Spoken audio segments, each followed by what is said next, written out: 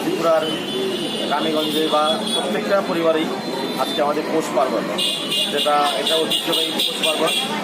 সেদিন আলপনা আঁকা, মায়ের হাতে দিদিমার হাতে পিঠে খাওয়া, সেটা আমাদের ঐতিহ্য।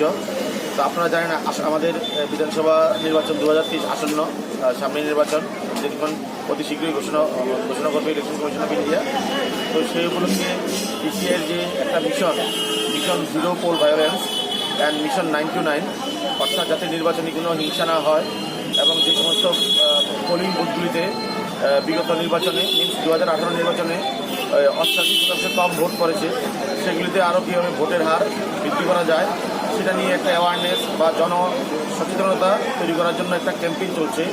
আজকে প্রতিটা ঘরে ঘরে, প্রতিটা বাড়িতে আলপনা আঁকা চলছে। এই থিমগুলির উপর নির্ভর করে থিমগুলি হচ্ছে শান্তিপূর্ণ নির্বাচন, সাম্প্রদায়িক সম্প্রীতি, সহজগম্য নির্বাচন।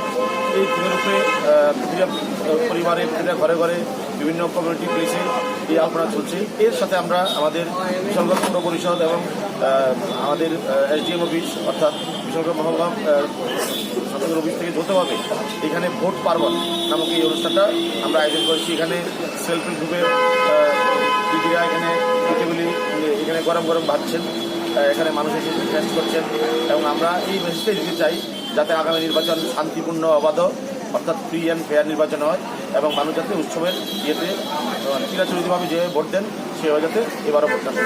তো এটা কি আজকে থাকবে না আর আজকে কালকে দুদিনের চেষ্টা আছে। আমরা দেখি যদি ভালো সাড়া পাওয়া যায় তাহলে কালকে আমরা রাখার চেষ্টা করব।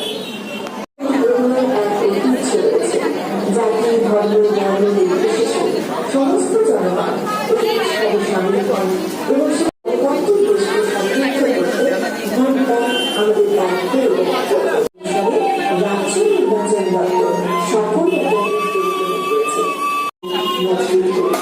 ভোটের কাজে আমাদের গণতন্ত্র গণতান্ত্রিক দেশ ভারতবর্ষ, তার মানুষ